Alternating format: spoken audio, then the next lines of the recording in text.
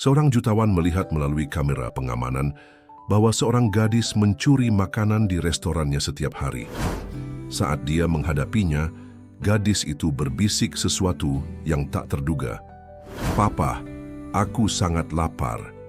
Yang dilakukan jutawan itu membuat semua orang menangis. Jika Anda menikmati cerita ini, jangan lupa untuk berlangganan saluran kami dan beritahu kami dari kota mana Anda menonton. Mari kita lanjutkan.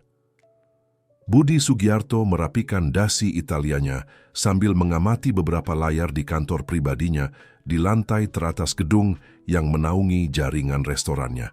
Matanya yang terbiasa menganalisis grafik dan laporan keuangan tertuju pada salah satu kamera keamanan yang menampilkan pintu samping cabang paling menguntungkannya, Cita Rasa. Ini adalah ketiga kalinya dalam minggu itu adegan yang sama terulang. Seorang gadis kecil, tidak lebih dari 8 tahun, rambut cokelat berantakan dan pakaian lusuh, diam-diam mendekati pintu belakang. Kakinya yang telanjang hampir tidak menimbulkan suara di aspal saat dia menunggu saat yang tepat ketika para karyawan lengah untuk menyelinap ke rak tempat roti segar berada. Budi bisa saja memerintahkan penangkapannya sejak hari pertama, tetapi ada sesuatu dalam tatapan anak itu yang mengganggunya. Bukan hanya kelaparan yang dia lihat di mata besar dan ekspresif itu. Ada sesuatu lagi, sesuatu yang tidak asing, yang tidak bisa dia pahami. Gadis itu memiliki cara bergerak yang khas, seolah-olah dia mengenal setiap sentimeter tempat itu, setiap rutinitas karyawan. Pak Sugiarto, investor dari Asia, sedang menunggu di telepon. Sekretarisnya mengumumkan melalui intercom. "Katakan saya akan menelepon kembali dalam 15 menit, jawabnya, tanpa mengalihkan pandangan dari layar. Keputusan yang dia ambil selanjutnya mengejutkan bahkan dirinya sendiri. Dia bangkit dari kursi eksekutifnya, mengambil jasnya dan berjalan menuju lift. Untuk pertama kalinya dalam bertahun-tahun, Budi Sugiarto, pria yang dikenal dengan kedinginan kalkulatifnya di dunia bisnis, tertarik pada sesuatu yang tidak melibatkan keuntungan atau akuisisi. Sementara dia turun 40 lantai di lift pribadinya, kenangan yang telah lama terkubur mulai muncul. Aroma roti segar yang disiapkan pembantu lamanya setiap pagi, senyum lembut yang selalu dia miliki. Bahkan ketika orang tuanya tidak ada dalam salah satu perjalanan bisnis mereka yang tak ada habisnya. Lift tiba di lantai dasar, dan Budi melintasi lobi dengan langkah mantap. Sepatu Italianya bergema di lantai marmer, sementara pikirannya mencoba memahami mengapa dia begitu terpengaruh oleh kehadiran penyusup kecil itu. Dia, yang telah membangun kerajaan berdasarkan keputusan murni rasional, kini tergerak oleh kegelisahan yang tidak bisa dijelaskan. Ketika sampai di jalan, kontras antara setelan sempurnanya dan realitas kasar pusat kota sangat mencolok. Pedagang kaki lima, eksekutif yang terburu-buru, dan orang biasa bercampur di trotoar, tetapi matanya hanya mencari satu orang. Dia memeriksa jam tangannya, tinggal beberapa menit sebelum waktu gadis itu biasanya muncul. Seperti yang diperkirakan, gadis itu muncul di sudut jalan. Kali ini Budi bisa mengamatinya lebih dekat.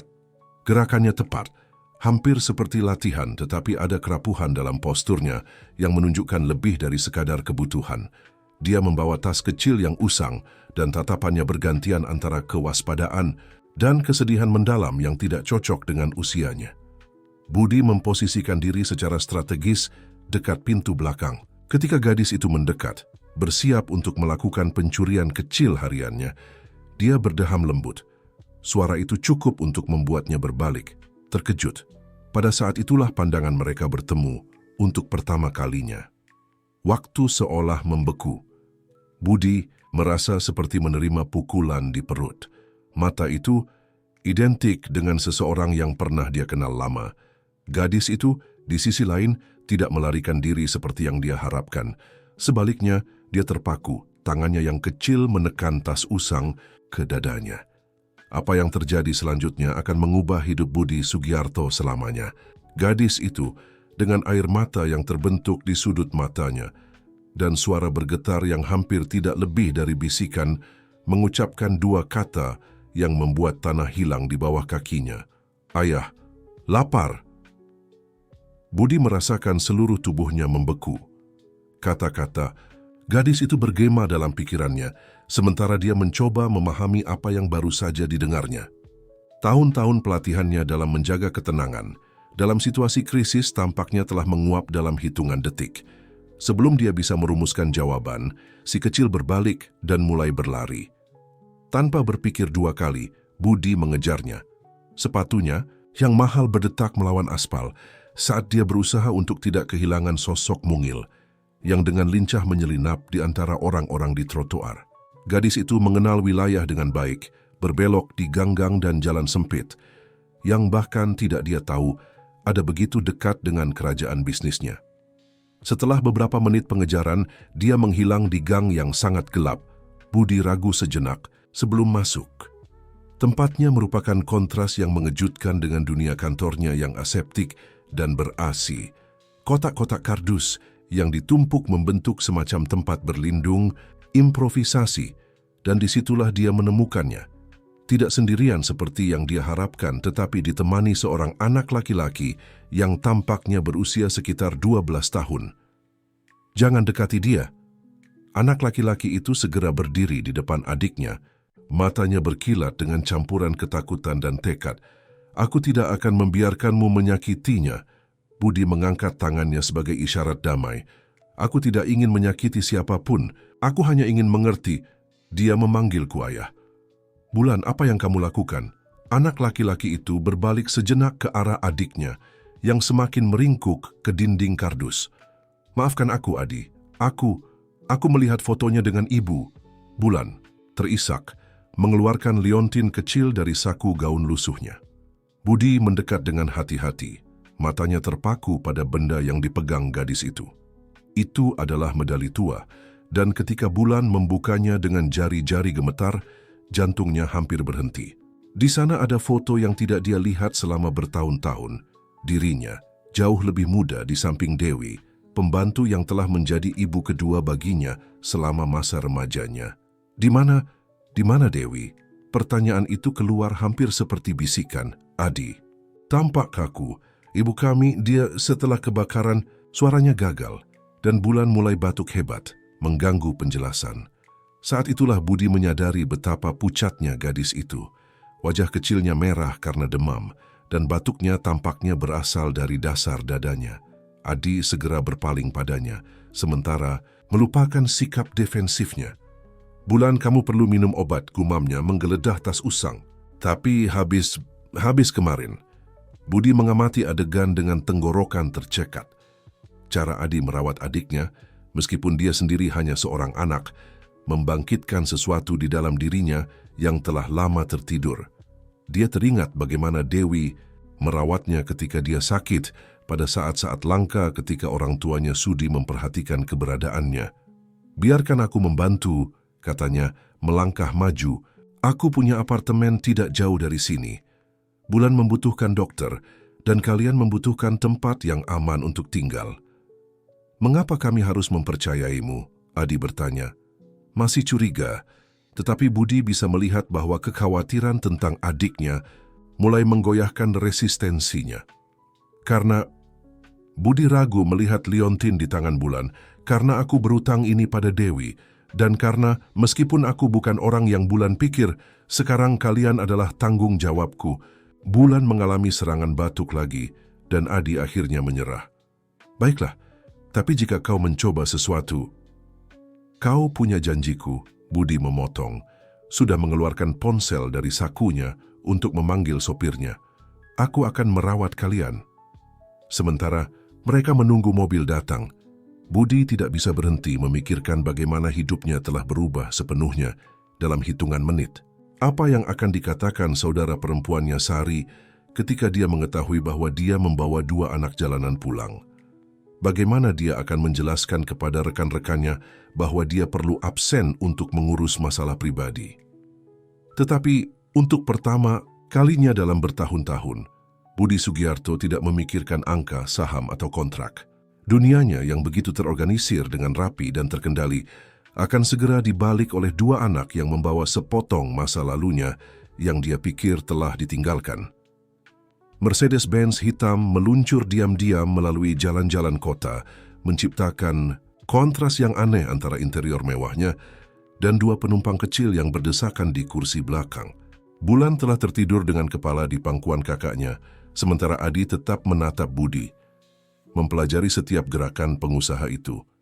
Ponsel Budi bergetar untuk ke-10 kalinya. Itu Sari, saudara perempuannya, mungkin marah karena dia melewatkan konferensi video dengan investor Asia. Dia mematikan perangkat, tahu bahwa dia harus menghadapi konsekuensinya nanti. Sekarang prioritasnya adalah yang lain. Pak Sugiarto, suara sopir terdengar diskrit. Kita sudah sampai. Gedung tempat Budi tinggal memenuhi satu blok penuh di lingkungan paling bergengsi di kota. Fasad kaca yang mengkilap memantulkan langit. Sore dan taman terawat yang mengelilingi pintu utama tampak seperti keluar dari majalah dekorasi. Adi, Budi memanggil dengan lembut, kita perlu membangunkan adikmu. Anak laki-laki itu ragu sebelum menyentuh bahu Bulan. Bu, bangun, kita sudah sampai dimanapun ini. Bulan perlahan membuka matanya dan Budi memperhatikan bahwa pernapasannya lebih sulit. Demam belum mereda dan bintik-bintik merah menandai pipinya yang pucat. Aku akan menggendongnya, Budi menawarkan. Tetapi Adi dengan cepat mengintervensi. Tidak, aku yang menjaga adikku. Budi mengangguk, menghormati perlindungan sengit anak laki-laki itu. Saat mereka berjalan melalui lobi, staf bangunan berusaha menyembunyikan keterkejutan mereka melihat Pak Sugiarto yang selalu sempurna ditemani dua anak dalam keadaan begitu memprihatinkan. Di lift, Bulan mengalami serangan batuk lagi, dan kali ini Adi tidak bisa menyembunyikan keputusasaannya. Dia butuh dokter. Sudah kuatur, Budi menjawab, menunjukkan pesan di ponselnya. Dr. Widodo sedang dalam perjalanan. Dia dokter anak terbaik di kota. Pintu lift terbuka langsung ke apartemen duplex Budi. Apartemen dengan 800 meter persegi adalah campuran teknologi canggih dan dekorasi minimalis. Semuanya di sana berteriak kekuasaan dan kecanggihan, tetapi juga kesepian. Lewat sini, Budi menuntun mereka ke salah satu kamar tamu. Kalian bisa tinggal di kamar ini untuk sementara. Ada kamar mandi pribadi dan dia terputus oleh suara bel pintu yang melengking. Adi secara naluriah menarik Bulan ke belakangnya, tetapi Budi membuat isyarat menenangkan. Pasti dokternya, katanya, berjalan ke pintu. Tapi bukan Dr. Widodo yang ada di sisi lain. Itu Sari, saudara perempuannya, mengenakan setelan eksekutif yang elegan dan dengan ekspresi yang mencampurkan ketidakpercayaan dan kemarahan. Jadi itu benar, dia berseru, masuk tanpa diundang. Asistenmu memberitahuku bahwa kau berlari keluar dari kantor untuk mengejar seorang gadis jalanan. Aku pikir itu lelucon, tapi matanya tertuju pada Adi dan Bulan yang mengamati adegan dari pintu koridor. Budi, kau benar-benar kehilangan akal. Kau tahu apa yang kau lakukan. Sari, ini bukan saatnya. Budi mencoba menengahi, tetapi saudara, perempuannya sudah berada dalam pidato penuh. Bukan saatnya, kau baru saja membawa 2 orang asing ke rumahmu, meninggalkan pertemuan penting dengan investor yang butuh berbulan-bulan untuk dijadwalkan. Dan untuk apa? Untuk bermain pekerja sosial? Diskusi itu terinterupsi oleh serangan batuk Bulan, lebih kuat dari yang sebelumnya. Sari berhenti di tengah pembicaraannya, akhirnya memperhatikan kondisi gadis itu. Dia sakit, dia menyadari, nadanya sedikit berubah. Ya, dan dokter sedang dalam perjalanan, Budi menjawab dengan tegas. Sari, aku tahu kau punya 1000 alasan untuk marah padaku. Tapi tidak sekarang. Anak-anak ini ada lebih banyak dalam cerita ini daripada yang kau bayangkan. Sebelum Sari bisa menjawab, bel pintu berbunyi lagi. Kali ini, itu benar-benar Dr. Widodo, seorang pria dengan rambut beruban dan ekspresi lembut. Dia menyapa Budi dengan keakraban, tetapi ketika melihat Bulan, sesuatu dalam penampilannya berubah. Ya Tuhan, gumamnya mendekati gadis itu. Anak ini, dia identik dengan... Budi menyadari perubahan pada dokter itu. Dr. Widodo, apakah Anda mengenal anak-anak ini? Dokter anak itu tampaknya memulihkan sikap profesionalnya tetapi matanya mengkhianati emosi mendalam. Mari kita urus dia dulu. Kemudian kita perlu bicara, Budi. Ada sesuatu yang perlu kau ketahui. Sari mengamati adegan dengan minat yang semakin besar. Insting tajam pengacaranya mendeteksi bahwa ada lebih banyak dalam situasi ini daripada yang tampak. Sementara dokter memeriksa Bulan, dia menarik saudaranya ke sudut. Budi, apa yang sebenarnya terjadi? Mengapa anak-anak ini? Mengapa sekarang? Budi mengeluarkan liontin dari sakunya dan memberikannya kepada saudaranya. Sari membukanya dan ekspresinya berubah sepenuhnya. Dewi, tapi bagaimana? Aku masih belum tahu seluruh ceritanya, Budi mengakui. Tapi aku bermaksud mencari tahu. Sari, aku butuh bantuanmu, bukan penilaianmu. Saudara perempuannya menutup liontin dengan hati-hati. Matanya melembut untuk pertama kalinya sejak kedatangannya. Kau selalu tahu cara meyakinkanku untuk melakukan hal gila, adik kecil. Tapi kali ini, mari kita lakukan dengan benar. Dr. Widodo selesai memeriksa Bulan sementara semua orang menunggu dalam keheningan tegang.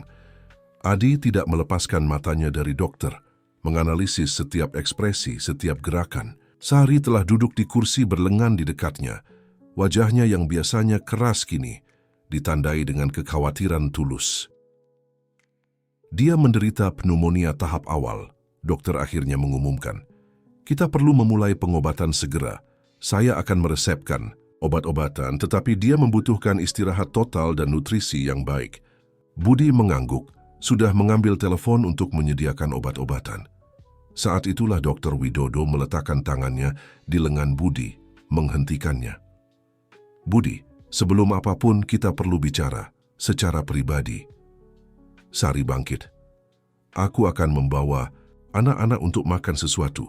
Adi, Bulan pasti lapar, kan?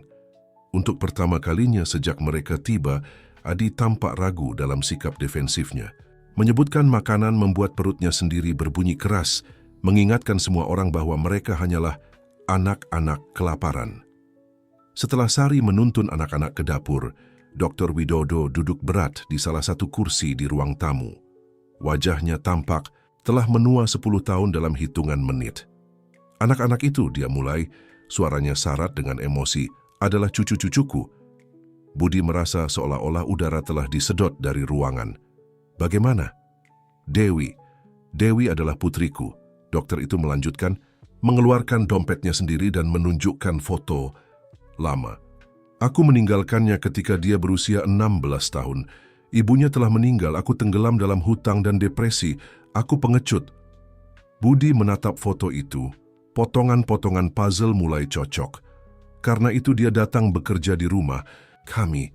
Dia tidak pernah menyebutkan, Dewi memang seperti itu. Dr. Widodo tersenyum sedih. Selalu melindungi orang lain, bahkan mereka yang tidak pantas mendapatkan perlindungannya.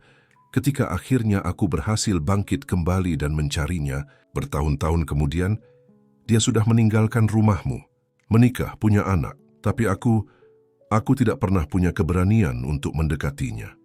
Kebakaran, Budi bergumam. Adi menyebutkan tentang kebakaran.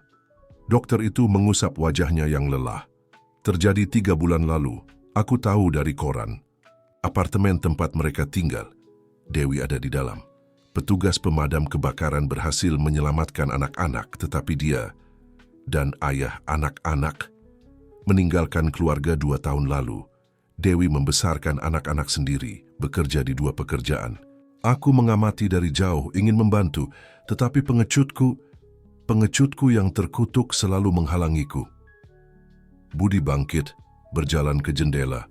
Kota terbentang di bawah, ribuan lampu mulai menghiasi langit yang menggelap. Berapa banyak cerita lain seperti itu yang sedang berlangsung pada saat itu juga.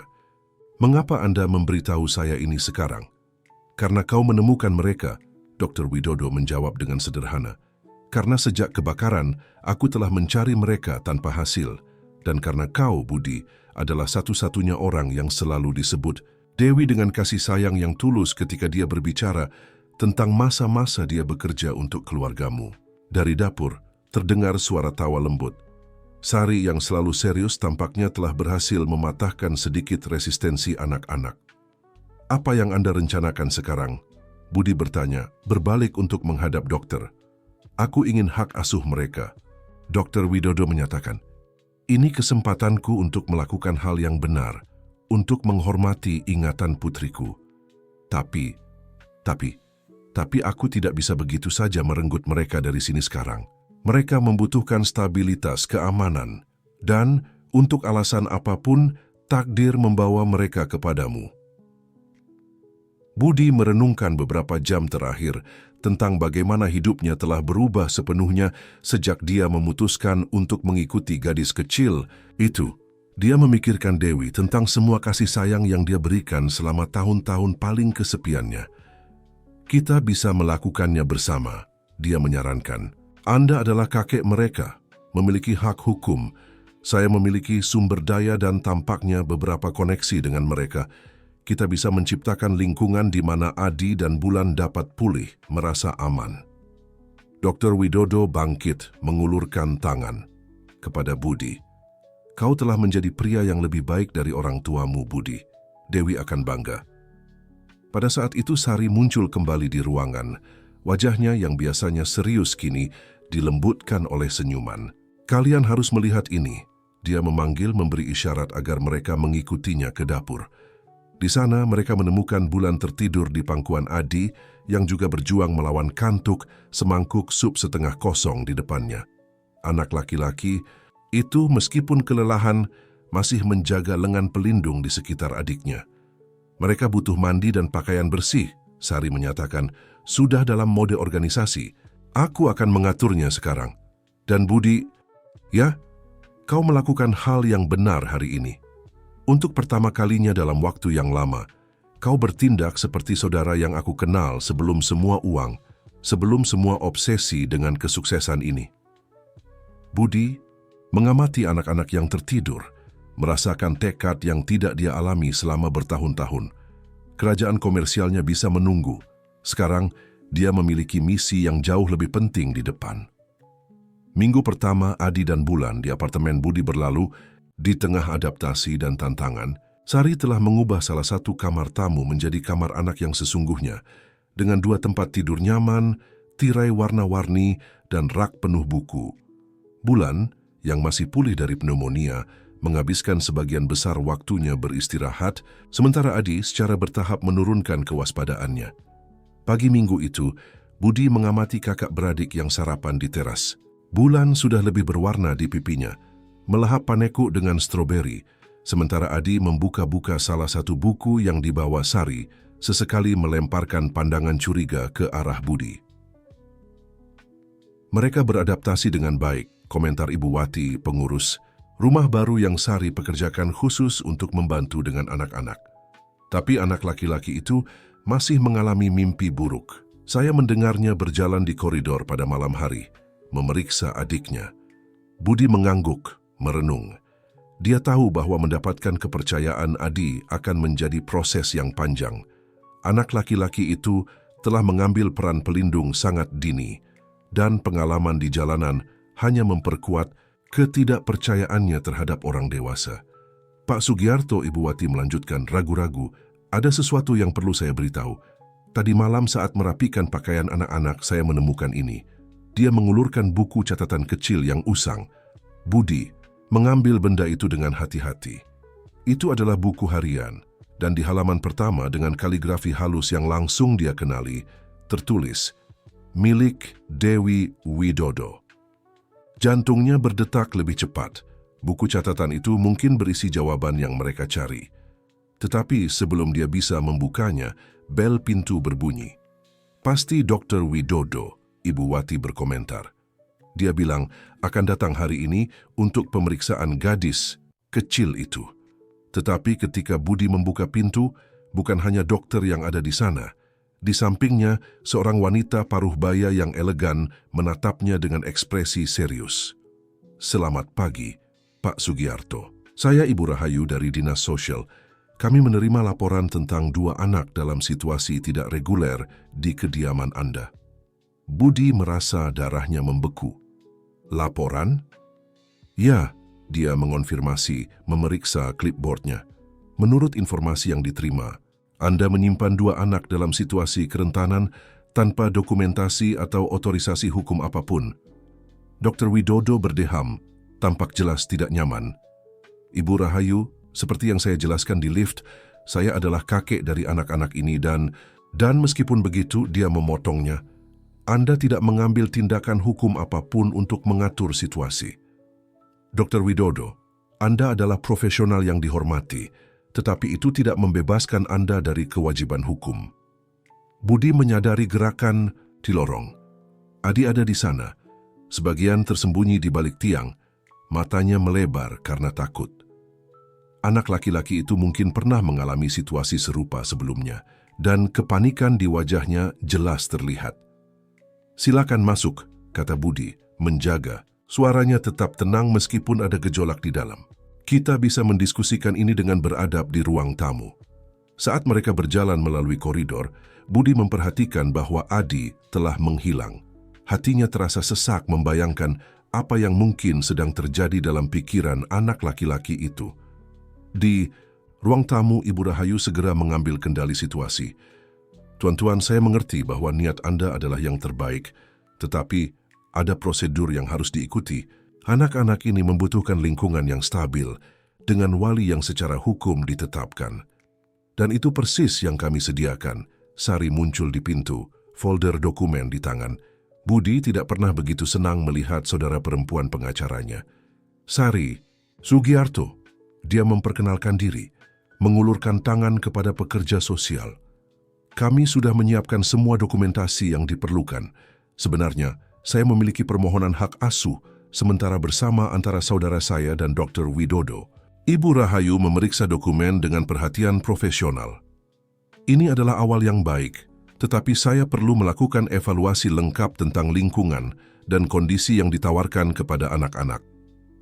"Tentu saja," Sari setuju. "Dan kami akan senang bekerja sama. Tapi mungkin kita bisa mulai dengan menunjukkan kamar yang kami siapkan untuk mereka." Sementara kedua wanita itu menuju koridor, Budi bertukar pandang khawatir dengan Dr. Widodo. "Kita perlu menemukan Adi sebelum dia melakukan sesuatu yang gila. Dia pasti takut kita akan memisahkan mereka," dokter berkomentar. Dewi menceritakan betapa sulitnya menjaga mereka tetap bersama setelah ayah mereka meninggalkan mereka. Budi mengambil ponselnya, mengirim pesan cepat kepada petugas keamanan gedung untuk memperhatikan gerakan mencurigakan. Saat itulah dia mendengar teriakan dari kamar anak-anak. Bulan, Adi membawa Bulan pergi. Berlari ke kamar, dia menemukan Sari dan Ibu Rahayu berdiri di dekat jendela terbuka. Balkon kecil yang Budi anggap aman untuk anak-anak berjemur kini mengungkapkan kerentanannya. Tangga kebakaran lama melewati tepat di samping. "Mereka tidak mungkin pergi jauh," kata Budi, sudah menuju pintu. Adi melindungi adiknya dengan satu-satunya cara yang dia kenal.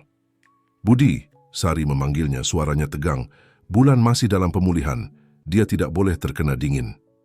Buku harian Dewi terasa berat di sakunya seperti timah. Begitu banyak rahasia. Begitu banyak jawaban yang bisa membantu mereka memahami dan membantu anak-anak itu. Dan sekarang mereka telah menghilang lagi di jalanan kota. Kota tampak lebih besar dan lebih mengancam saat Budi mengemudikan mobilnya melalui jalan-jalan, mencari tanda-tanda anak-anak. Sari mengkoordinasikan pencarian melalui telepon, menghubungi kontak dan mengorganisir tim pencari. Sementara Dr. Widodo pergi memeriksa beberapa tempat di mana Dewi biasa membawa cucunya. "Mereka mengenal wilayah ini dengan baik," gumam Budi. Secara mental meninjau kembali tempat-tempat di mana mereka mungkin berada. Saat itulah dia teringat buku harian. Menghentikan mobil di tempat yang aman, dia mulai membalik halaman dengan cepat, mencari petunjuk apapun yang bisa membantu. Sebuah entry tertentu menarik perhatiannya. "Hari ini aku membawa anak-anak ke tempat spesial kami, taman tersembunyi di belakang perpustakaan lama. Adi suka duduk di ayunan rusak sambil menceritakan kisah untuk Bulan. Ini adalah tempat pelarian kecil kami dari dunia, di mana kita bisa berpura-pura bahwa semuanya baik-baik saja." Budi mengenal tempat itu. Perpustakaan kota lama telah ditutup selama bertahun-tahun, tetapi taman di belakangnya masih ada, terlupakan, dan ditinggalkan seperti begitu banyak hal lain di kota. Sari, dia memanggil melalui speaker ponsel. Aku pikir aku tahu di mana mereka mungkin berada. Beritahu petugas sosial bahwa aku sendiri yang akan menjemput mereka. Kita perlu menghindari agar mereka tidak semakin takut. 15 menit kemudian, Budi memarkir di dekat perpustakaan yang ditinggalkan.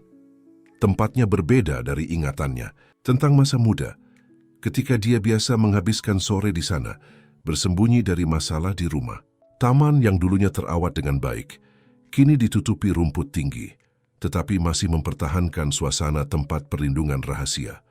Saat itulah dia mendengarnya, batuk khas Bulan. Mengikuti suara, dia menemukan anak-anak persis di tempat yang ditunjukkan buku harian. Adi duduk di ayunan tua. Bulan meringkuk di pangkuannya gemetar kedinginan meskipun memakai jaket yang kakaknya improvisasi untuknya. "Jangan mendekat," Adi berteriak saat melihatnya, tetapi suaranya menunjukkan kelelahan dan ketakutan.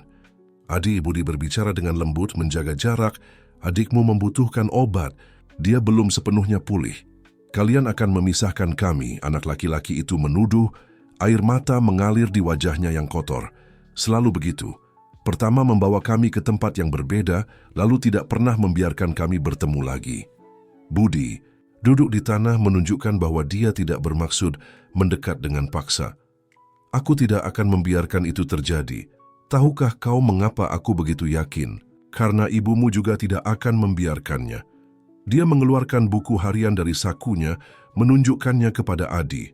"Ini adalah buku hariannya. Kami menemukannya pagi ini. Mau tahu apa yang dia tulis tentang kalian?" Adi ragu. Minatnya jelas terbangun. Bulan batuk lagi, suara yang memilukan. "Dia menulis tentang tempat ini," Budi melanjutkan membuka buku harian, "tentang bagaimana kalian bertiga datang ke sini untuk melarikan diri dari masalah, tentang bagaimana kau, Adi, selalu melindungi adikmu meskipun kau masih sangat kecil, tentang bagaimana dia bangga pada kalian berdua." "Ibu, Pak," Bulan bergumam lemah. "Dia selalu membacakan cerita untuk kita di sini." Budi memperhatikan bahwa Adi mulai menyerah. "Bolehkah aku mendekat? Aku janji tidak ada yang akan memisahkan kalian. Sebenarnya ada sesuatu lagi yang perlu kalian ketahui. Dr. Widodo, dokter yang telah merawat Bulan. Dia adalah kakekmu." "Kakek?" Adi bertanya, bingung. "Tapi ibu bilang kita tidak punya keluarga lagi." "Terkadang," Budi menjelaskan dengan lembut, "keluarga saling kehilangan, tapi mereka juga bisa bertemu kembali. Itulah yang terjadi sekarang." Dia melangkah maju lagi, memperhatikan bahwa Adi tidak mundur kali ini. "Aku bisa menunjukkan lebih banyak dari apa yang ibumu tulis, tetapi pertama-tama kita perlu membawa Bulan kembali. Dia membutuhkan obat-obatannya, dan kalian berdua perlu menghangatkan diri dan makan sesuatu." Adi melihat adiknya yang semakin gemetar. Akhirnya dia mengangguk. "Baiklah, tapi kau janji? Janji bahwa mereka tidak akan memisahkan kami." "Aku janji," Budi menjawab dengan tegas. "Dan aku akan melakukan lebih dari itu. Aku berjanji bahwa kalian akan selalu memiliki tempat untuk disebut rumah orang-orang yang peduli pada kalian. Ibumu merawatku ketika aku paling membutuhkan. Sekarang giliranku untuk membalas dengan merawat kalian." Dia mendekat perlahan dan, untuk pertama kalinya, Adi mengizinkannya menggendong Bulan. Gadis itu demam lagi, matanya setengah tertutup karena kelelahan. "Ayo," Budi mengulurkan tangan yang bebas untuk Adi. "Kita pulang." Anak laki-laki itu ragu sejenak melihat sekeliling taman yang ditinggalkan, seolah-olah mengucapkan selamat tinggal pada bab lain dalam hidupnya. Kemudian, dia mengambil tangan yang ditawarkan. Saat mereka berjalan kembali ke mobil, Budi merasakan beratnya buku harian di sakunya. Ada lebih banyak cerita di sana, lebih banyak rahasia yang akan terungkap. Tetapi pada saat itu yang terpenting adalah bahwa Adi akhirnya telah mengambil langkah pertama ke arahnya, telah mulai percaya. Di mobil, saat mengemudi kembali dengan anak-anak di kursi belakang, Budi melihat melalui kaca spion. Adi telah tertidur, kepalanya sedikit miring ke samping, masih memegang tangan adiknya. Untuk pertama kalinya dalam beberapa hari, wajah mudanya santai. bebas dari ketegangan konstan karena harus menjadi lebih dari sekadar anak-anak. Kembalinya ke apartemen disambut dengan campuran kelegaan dan kekhawatiran. Sari telah berhasil meyakinkan Ibu Rahayu untuk menunggu, menjelaskan situasi yang sensitif, dan menyajikan lebih banyak dokumen yang membuktikan upaya untuk mengatur hak asuh anak-anak. Dr. Widodo segera mulai memeriksa Bulan, sementara Adi masih curiga, tetapi jelas kelelahan memungkinkan Ibu Wati membimbingnya untuk mandi air hangat. Budi menarik diri ke kantornya. Buku harian Dewi terasa berat di tangannya. Sekarang anak-anak aman. Saatnya untuk mengetahui lebih banyak tentang masa lalu yang menghubungkan mereka. Dia duduk di kursi kulitnya dan mulai membaca. Buku harian tersayang. Hari ini Adi bertanya lagi tentang ayahnya. Bagaimana menjelaskan kepada seorang anak bahwa beberapa orang memilih untuk pergi? Aku mencoba melindungi mereka dari kebenaran, tetapi aku tahu suatu hari aku perlu menceritakan semuanya. Tentang hutang, tentang ancaman, tentang bagaimana Dharma menghilang, hanya meninggalkan catatan yang mengatakan bahwa dia tidak tahan lagi. Bulan terlalu kecil untuk mengerti, tetapi Adi selalu tahu bahwa ada yang tidak beres. Budi membalik halaman, hatinya terasa sesak. Budi datang ke restoran hari ini. Dia tidak mengenaliku tentu saja. Bertahun-tahun telah berlalu sejak aku bekerja di rumah keluarga Sugiarto. Dia telah menjadi persis seperti yang diinginkan orang tuanya. Seorang pebisnis sukses, tetapi matanya masih membawa kesepian yang aku kenal dengan baik.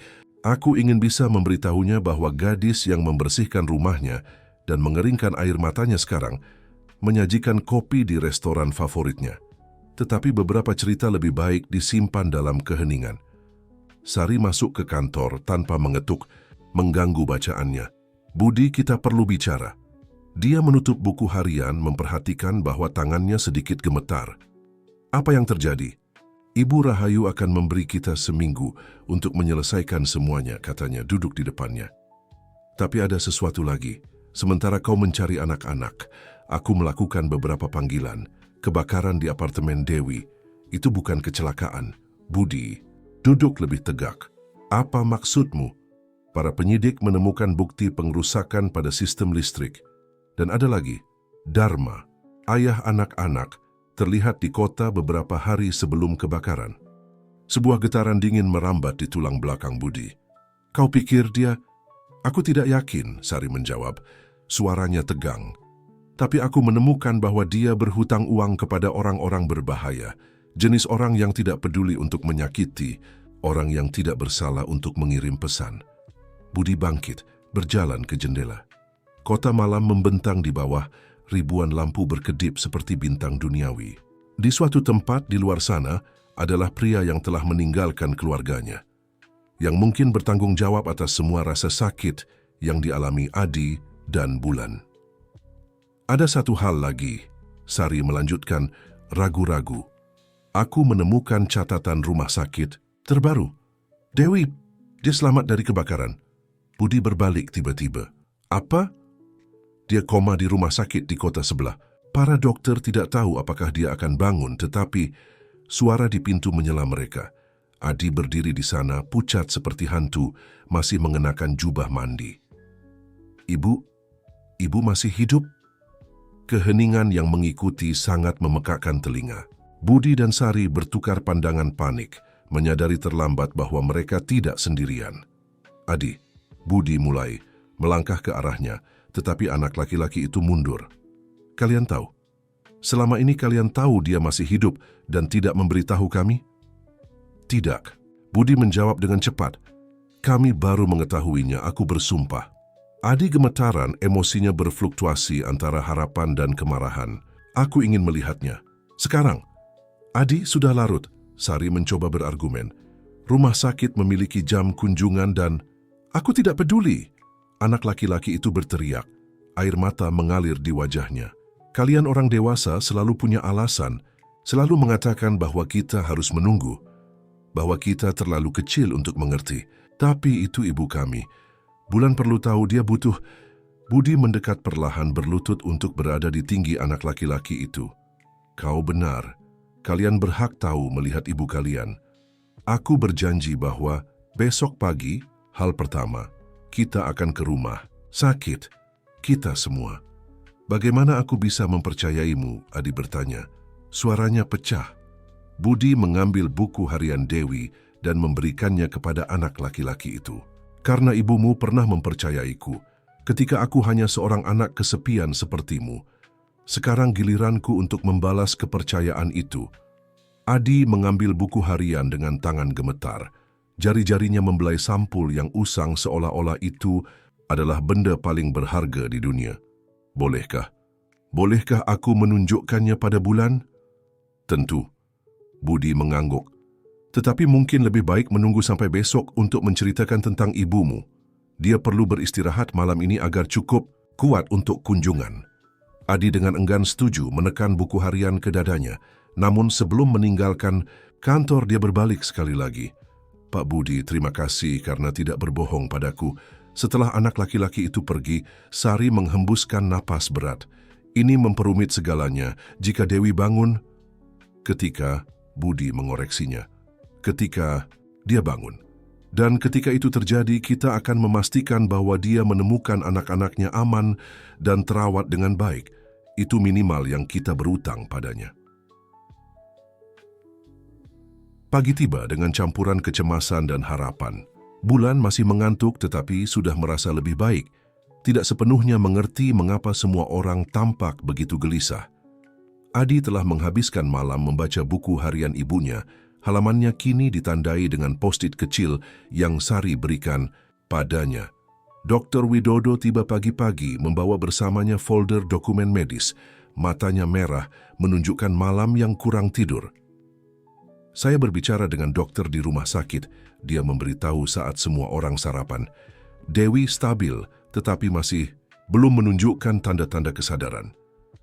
Mereka mengatakan bahwa semakin lama waktu berlalu, dia akan bangun. Adi menyela dengan tegas, suaranya tidak menyisakan ruang untuk keraguan. Ibu kuat, dia selalu kembali untuk kita.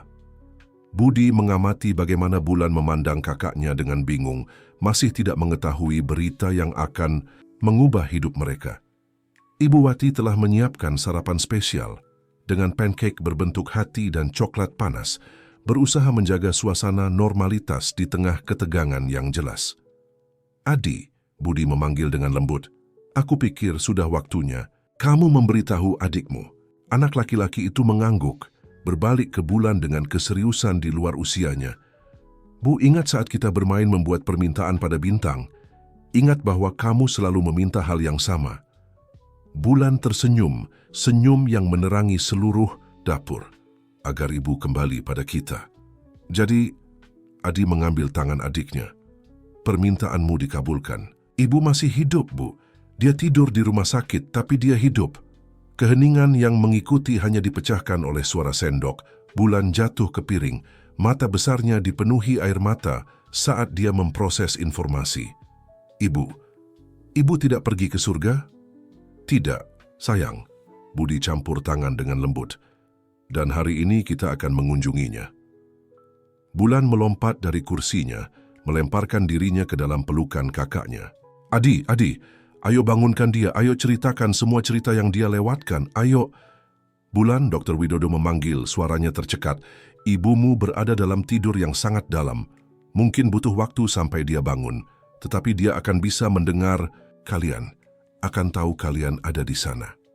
Sari, yang sampai saat itu mengamati adegan dalam diam, dengan diam-diam membersihkan air mata.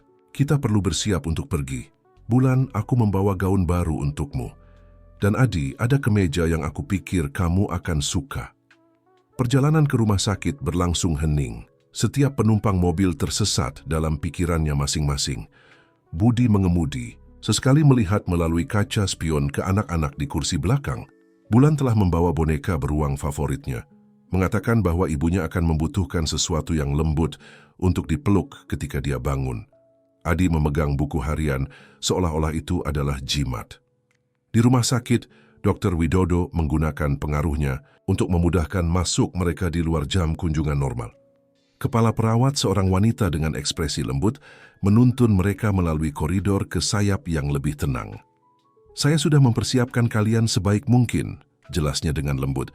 Tetapi penting untuk memahami bahwa ibu kalian terhubung ke beberapa peralatan. Ini mungkin tampak menakutkan pada awalnya, tetapi itu untuk membantunya tetap baik. Sebelum memasuki kamar, Budi berlutut di depan anak-anak. Ingat, meskipun dia tampak tidur, dia bisa mendengar kalian. Kalian bisa berbicara dengannya, menceritakan kisah, mengatakan betapa kalian mencintainya. Bulan memeluk beruangnya erat-erat. Bolehkah aku menciumnya? Tentu saja, sayang, perawat menjawab. Hanya hati-hati dengan kabel ya. Ketika pintu terbuka, waktu seolah membeku. Dewi berbaring di tempat tidur, wajahnya tenang meskipun ada peralatan di sekitarnya. Rambut hitamnya, sama seperti yang diingat Budi dari masa mudanya, tersebar di atas bantal putih. Bulan adalah yang pertama mendekat. Langkah kecilnya yang ragu-ragu membawanya ke tepi tempat tidur. "Ibu," dia berbisik, "aku membawa Pak Peluk untukmu. Dia membantu menjagaku saat kamu tidak ada. Tetapi sekarang dia akan menjagamu sampai kamu bangun." Adi tetap di pintu.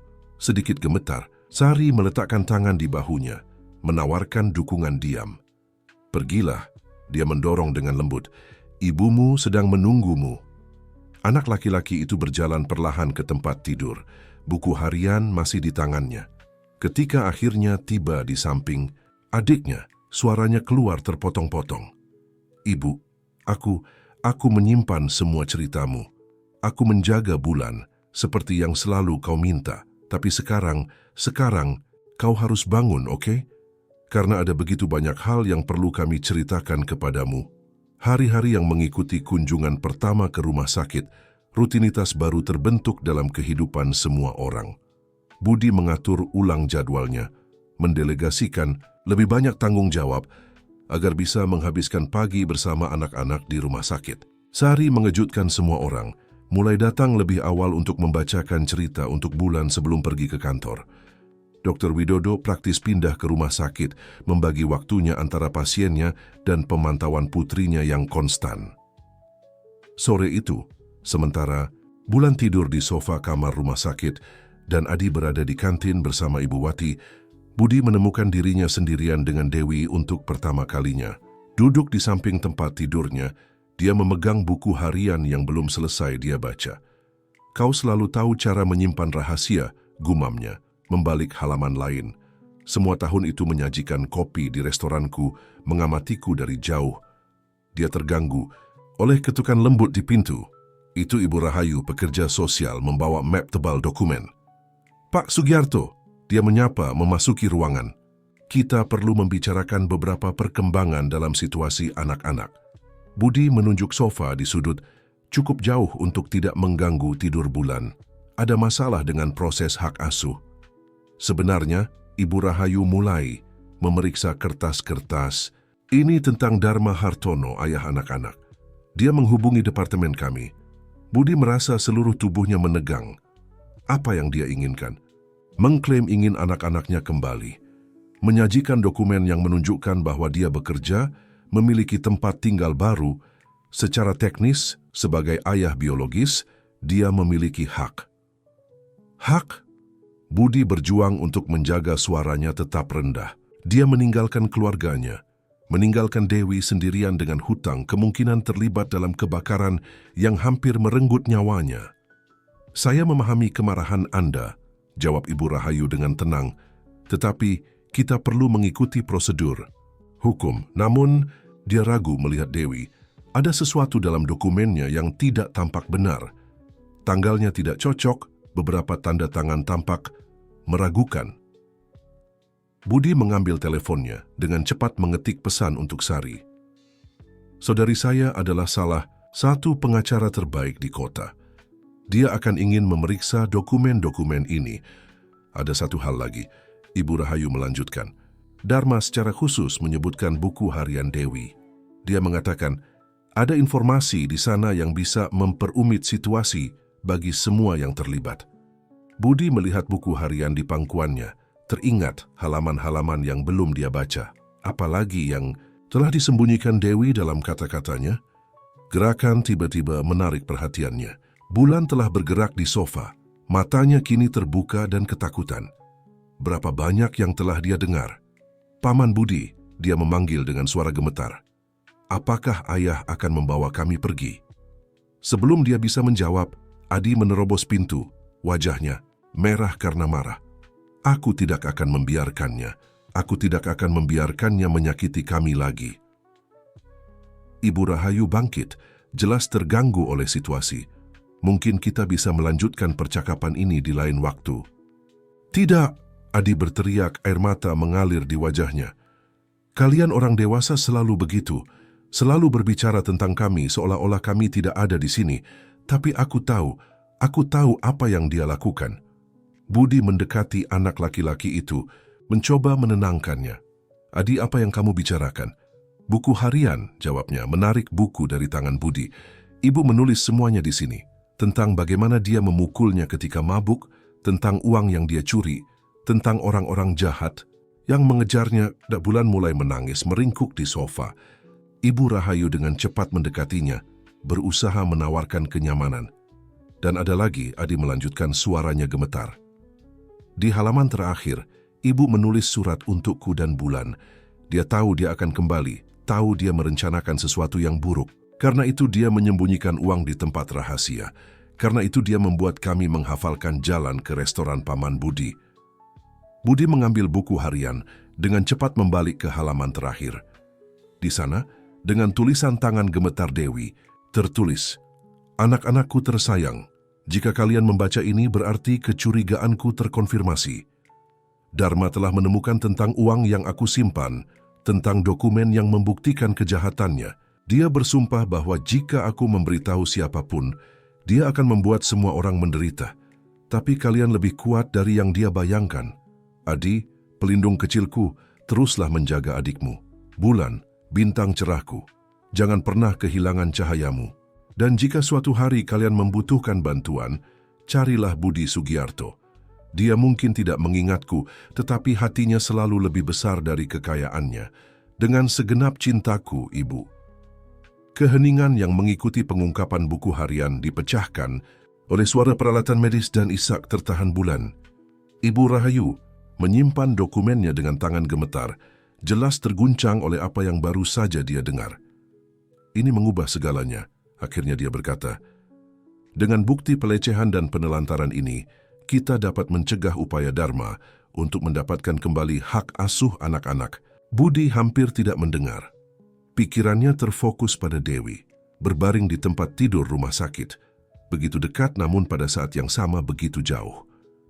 Dia telah merencanakan semuanya, telah menemukan cara untuk melindungi anak-anaknya, bahkan ketika dia tidak bisa hadir. "Adi," panggilnya dengan lembut, "mengapa kamu tidak menceritakan tentang surat itu sebelumnya?" Anak laki-laki itu menghapus air mata dengan lengan kemejanya. Aku takut. Ibu bilang itu berbahaya, bahwa ayah bisa menyakiti lebih banyak orang. Dan kemudian, setelah kamu mulai mengurus kami, aku tidak ingin kamu juga terluka." Sari memilih saat itu untuk memasuki ruangan. Sepatu hak tingginya bergema di lantai rumah sakit. Cukup satu pandangan ke adegan di depannya untuk memahami bahwa sesuatu yang signifikan telah terjadi. "Budi," dia memanggil, suaranya tegang, "kita perlu bicara. Sekarang." Dia mengangguk, berpaling pada Ibu Rahayu.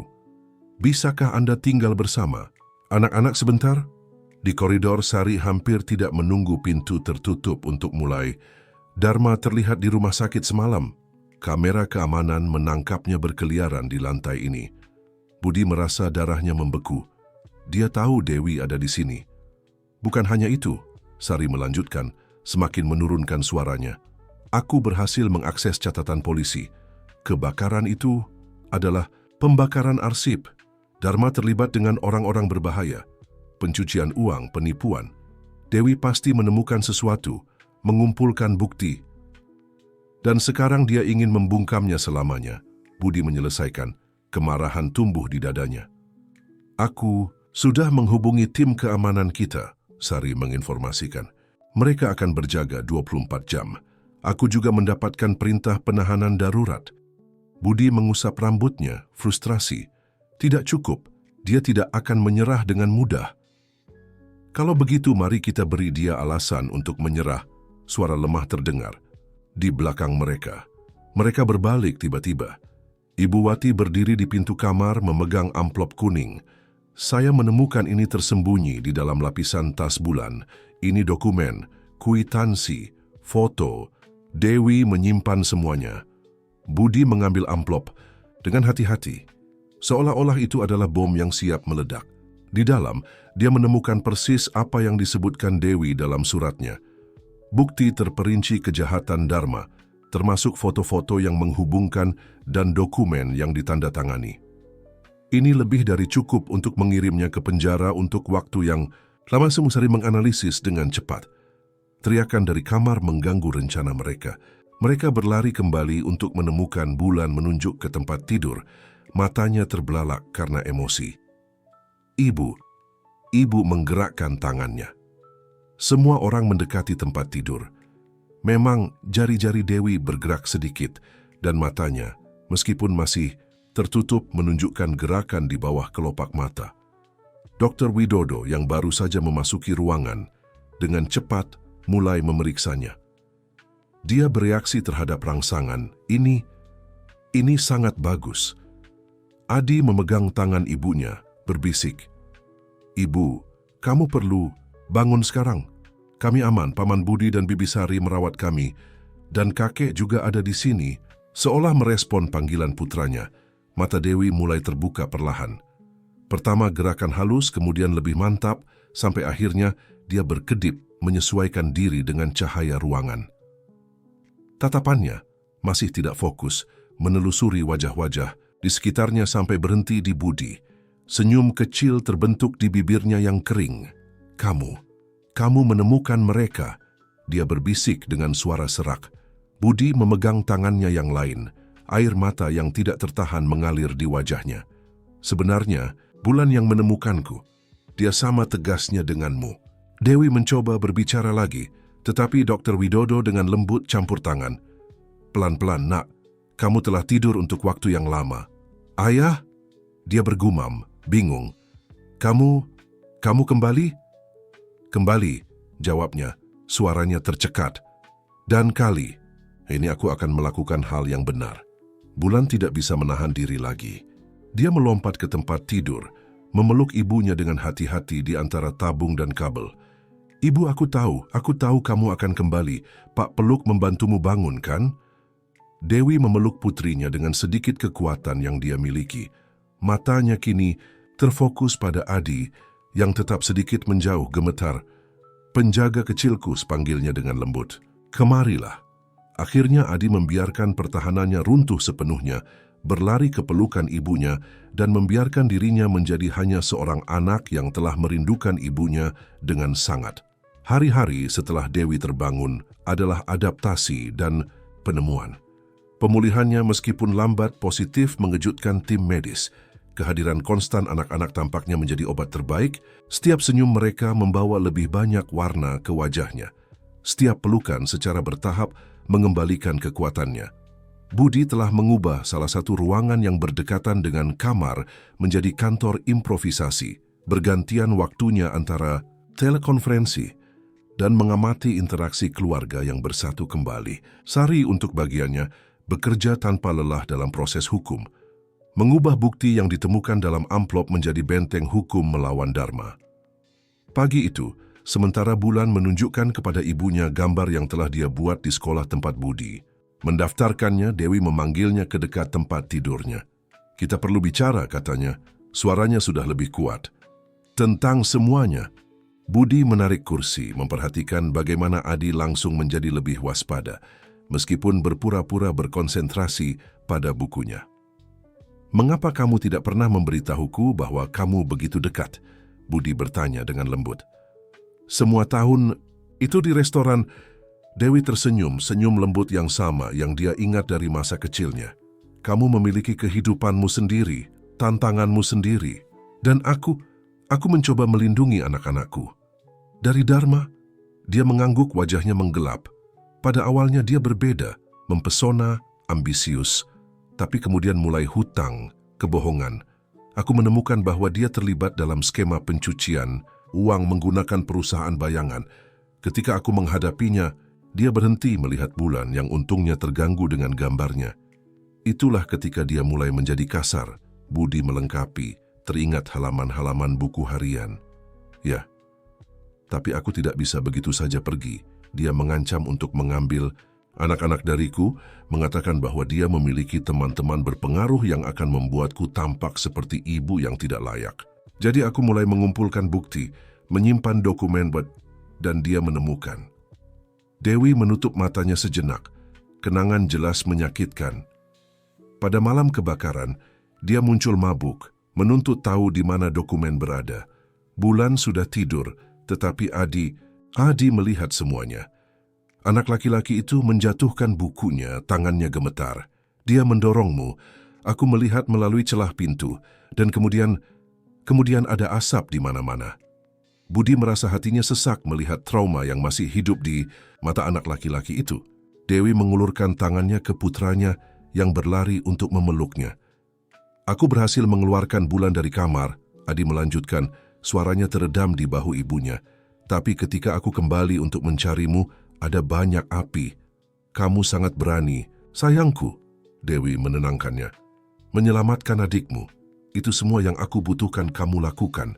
Para pemadam kebakaran menemukanku dekat pintu dapur. Dia menjelaskan kepada Budi. Tapi aku menghirup banyak asap. Ketika aku terbangun sebentar di ambulans, aku hanya bisa berbisik nama restoranmu kepada para medis. Aku tahu itu satu-satunya tempat yang aman kemana anak-anakku bisa pergi. Dan Bulan mengenaliku karena foto di liontin. Budi melengkapi, potongan-potongan akhirnya cocok. Ibu selalu bilang kamu memiliki hati yang baik, Bulan berkomentar, meninggalkan gambarnya untuk bergabung dengan pelukan keluarga. Bahwa suatu hari ketika kami membutuhkan bantuan, kami harus mencari pria tampan dari restoran. Budi tidak bisa menahan senyum. Pria tampan? Dewi sedikit memerah. Ya, kamu selalu sangat fotogenik. Keringanan momen itu terganggu oleh Sari, yang masuk terburu-buru ke dalam kamar, wajahnya tegang. Budi, kita perlu bertindak cepat. Dharma membuat kontak. Semua orang dewasa di ruangan menjadi waspada. Adi secara naluriah menarik Bulan lebih dekat padanya. Apa yang dia inginkan? Dewi bertanya, suaranya sedikit gemetar. Pertukaran, Sari menjawab, matanya terpaku pada saudaranya.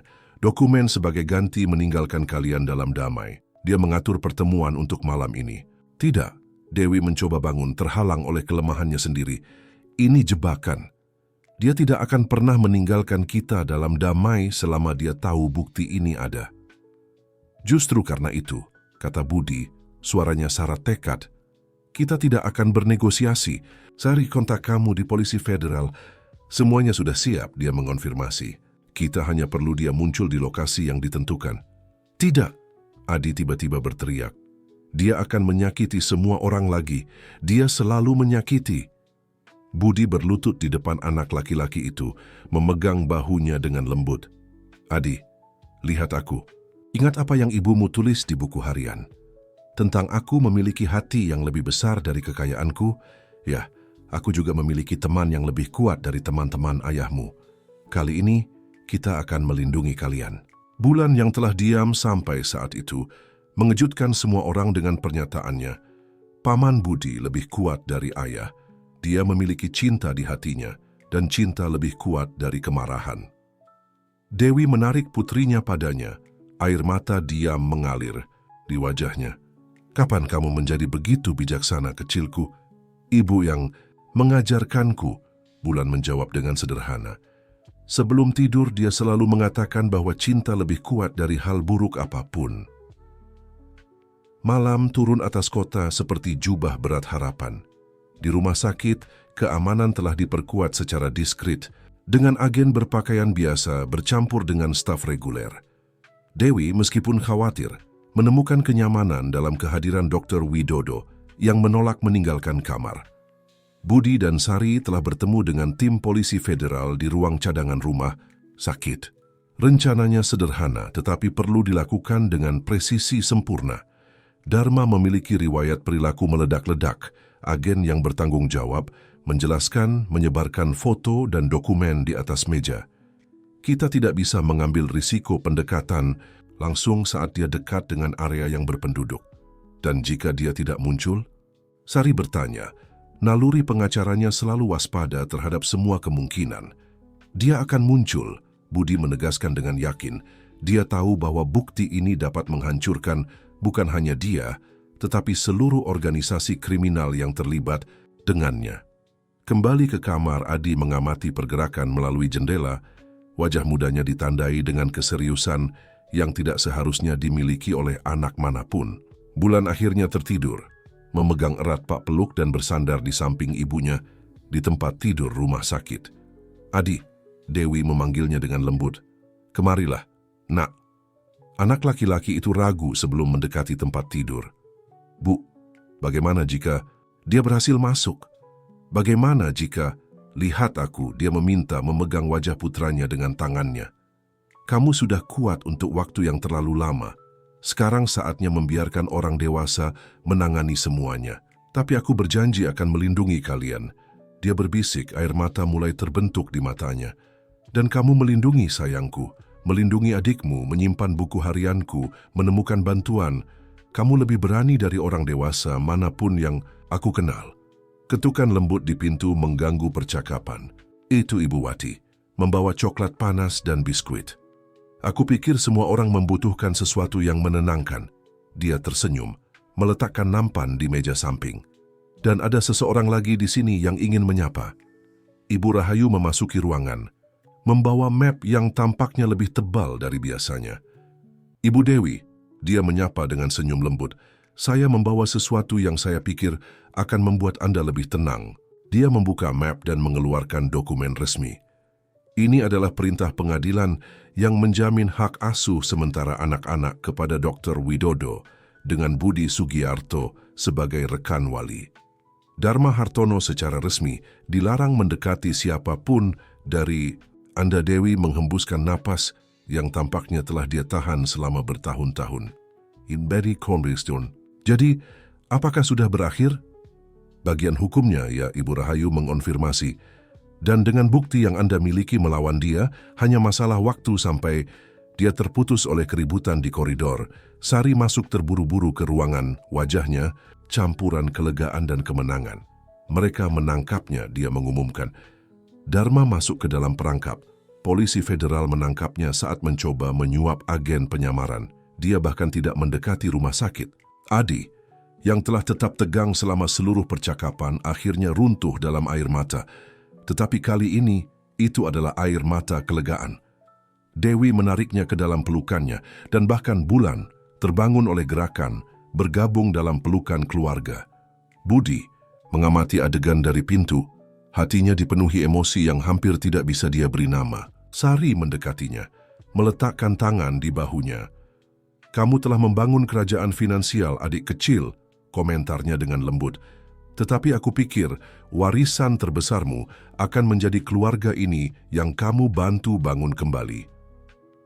Pada saat itu, Bulan mengangkat mata mengantuknya dan mengulurkan tangan ke Budi. "Ayo, Paman Budi, keluarga harus bersama dalam pelukan." Dan di sana, di kamar rumah sakit itu, di antara air mata kegembiraan dan senyuman kelegaan, Budi mengerti bahwa hidupnya tidak seakan pernah sama lagi. Pria yang pernah mengukur kesuksesan dalam angka dan kontrak, kini mengukurnya dalam pelukan dan senyuman. "Kau tahu," Dewi berkomentar saat semua orang menyesuaikan diri di sekitar tempat tidurnya, berbagi biskuit dan coklat panas, "gadis kecil yang membersihkan rumahmu dan mengeringkan air matamu selalu tahu bahwa suatu hari kamu akan menemukan jalanmu yang sejati." "Dan kamu?" Budi bertanya, memegang tangannya dengan lembut. "Apakah kamu menemukan milikmu?" Dewi melihat anak-anaknya, ayahnya, orang-orang yang telah menjadi keluarga luasnya, dan tersenyum. "Aku pikir kita semua menemukan bersama." 3 minggu telah berlalu sejak penangkapan Dharma. Musim gugur melukiskan kota dengan nuansa keemasan, dan kamar rumah sakit yang telah menjadi saksi begitu banyak emosi kini kosong. Dewi akhirnya telah diizinkan pulang, dan keputusan tentang di mana dia dan anak-anak akan tinggal menghasilkan diskusi keluarga yang hangat. "Rumahku memiliki banyak ruang," Dr. Widodo bersikeras sambil membantu Dewi duduk nyaman di sofa penthouse Budi. "Dan dekat dengan rumah sakit jika kamu membutuhkan perawatan lanjutan." "Ayah," Dewi tersenyum, masih membiasakan diri menggunakan kata itu lagi. Aku menghargai tawaran itu, tetapi anak-anak sudah beradaptasi di sini.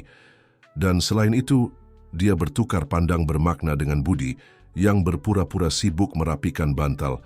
Aku pikir kita semua membutuhkan awal baru ini bersama-sama. Sari, yang telah tiba membawa tas belanja, tertawa lembut. Selain itu, aku sudah merenovasi kamar anak-anak.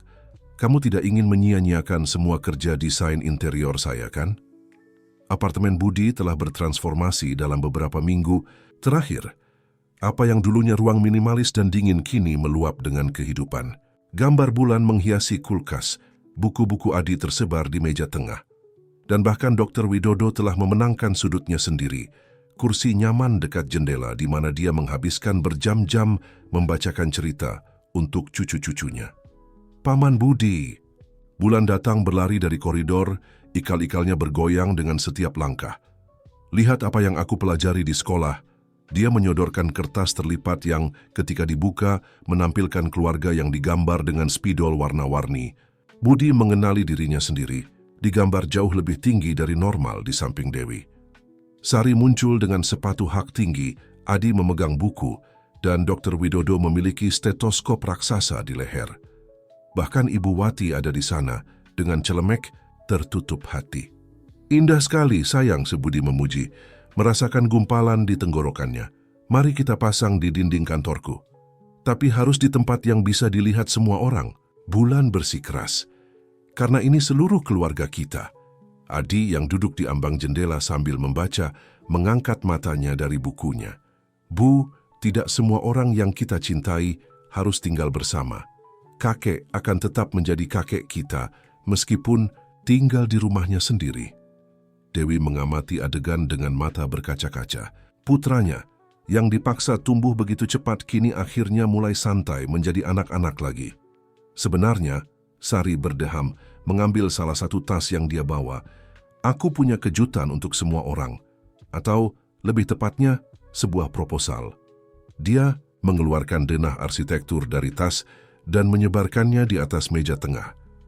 Gedung di sebelah dijual. Kita bisa mengubahnya menjadi kompleks perumahan keluarga. Masing-masing dengan ruang sendiri, tetapi semua terhubung. Budi memeriksa kertas, terkejut. Sari, ini sebuah investasi. Dia melengkapi dengan senyuman. Tapi kali ini, tidak hanya finansial. Dr. Widodo mendekati denah, menyesuaikan kacamatanya. Ini berarti aku bisa memiliki apartemen sendiri, tetapi tetap dekat. Tepat, Bulan bertepuk tangan antusias. Seperti kastil raksasa keluarga. Adi meninggalkan bukunya dan bergabung dengan yang lain di sekitar meja. Kita bisa membuat perpustakaan yang menghubungkan semua apartemen, usulnya dengan malu-malu, untuk berbagi cerita. Dewi menggenggam tangan Budi, meremasnya dengan lembut. Apa pendapatmu? Apakah kamu siap memperluas kerajaanmu menjadi sesuatu yang sedikit berbeda? Budi melihat ke sekeliling ruangan, kepada orang-orang yang dalam waktu singkat telah sepenuhnya mengubah hidupnya. Pria yang dulunya bangga dengan isolasinya, kini tidak bisa membayangkan hidup tanpa kebisingan anak-anak, tanpa kunjungan mendadak Sari, tanpa cerita Dr. Widodo, tanpa senyum lembut Dewi. Sebenarnya, jawabnya, aku pikir akhirnya aku membangun sesuatu yang benar-benar penting. Ibu Wati memilih momen itu untuk muncul dengan nampan coklat panas, kini menjadi tradisi keluarga. Maaf mengganggu, tapi aku pikir momen istimewa ini layak mendapatkan minuman istimewa kita. Bulan berlari untuk membantu membagikan cangkir, sangat berhati-hati untuk tidak menumpahkan. Tahukah kalian bahwa coklat panas itu ajaib? Dia menyatakan dengan semua keseriusan usia 8 tahunnya. Ibu selalu bilang coklat panas bisa memperbaiki hati yang sedih. Dan dia benar, Sari setuju menerima cangkirnya. Seperti dia benar tentang banyak hal lainnya. Dewi sedikit merona. Aku hanya mengikuti hatiku. Dan mengajari kami untuk mengikuti hati kami. Adi menambahkan, mengejutkan semua orang dengan kecerdasannya. Bahkan ketika itu sulit, bahkan ketika kami takut. Budi mengangkat cangkirnya dalam toast impromptu untuk keluarga yang kita pilih. Dan yang entah bagaimana juga memilih kita. Dan untuk coklat panas, Bulan menambahkan, membuat semua orang tertawa. Sementara matahari terbenam di luar, melukis langit dengan warna yang menyaingi gambar-gambar bulan, keluarga yang baru terbentuk, terus merencanakan masa depan bersama mereka. Denah arsitektur segera ditutupi dengan gambar dan catatan. Setiap anggota berkontribusi dengan ide dan impian mereka. Transformasi gedung tetangga maju dengan cepat, seperti juga transformasi dalam kehidupan semua orang yang terlibat. Budi, yang dulu hidup tenggelam dalam rapat dan angka, kini memastikan untuk hadir dalam momen-momen paling sederhana. Sarapan dengan anak-anak, sore hari membaca dengan Adi, sesi menggambar dengan bulan pagi itu, sambil mengawasi pembangunan kompleks keluarga baru. Budi menemukan Adi duduk sendirian di perpustakaan masa depan, dikelilingi kotak-kotak buku yang Sari beli. "Semua baik-baik saja?" tanyanya, duduk di samping anak laki-laki itu. Adi terdiam sejenak membolak-balik buku dengan malas. "Paman Budi, bagaimana kamu tahu? Tahu apa? Bahwa kamu bisa mempercayai kami, bahwa layak mengubah seluruh hidupmu untuk orang-orang yang hampir tidak kamu kenal." Budi tersenyum, mengambil salah satu buku. "Kau tahu, Adi, aku menghabiskan sebagian besar hidupku berpikir bahwa kesuksesan berarti memiliki banyak uang, gedung tinggi, mobil mahal, tapi ibumu, dia mengajariku sesuatu yang berbeda ketika aku masih muda." "Apa itu?" "Bahwa terkadang kekayaan terbesar ada dalam gestur paling sederhana, dalam senyuman tulus, pelukan yang nyata, cerita yang dibagikan." Bulan muncul berlari, mengganggu percakapan. "Adi, ibu memanggil," kakek membawa kejutan. Di penthouse, mereka menemukan Dewi dan Dr. Widodo duduk di sofa dengan album foto tua di antara mereka. Sari juga ada di sana. Setelan eksekutif biasanya digantikan oleh jeans dan blus kasual. "Lihat apa yang aku temukan di barang-barangku," Dr. Widodo mengumumkan, wajahnya diterangi senyum nostalgia. "Ini adalah foto ibumu ketika dia seusiamu." Bulan duduk nyaman di pangkuan kakeknya, sementara Adi duduk di samping ibunya. Halaman-halaman album mengungkapkan Dewi muda dengan ikal gelap yang sama seperti Bulan, selalu dengan buku di tangannya. "Jadi karena itu kamu selalu membacakan untuk kami, ya Bu?" tanya Adi dengan lembut. Dewi mengangguk mengusap rambut putranya. "Buku-buku adalah teman terbaikku ketika aku merasa kesepian. Aku ingin kalian memiliki tempat pelarian yang sama.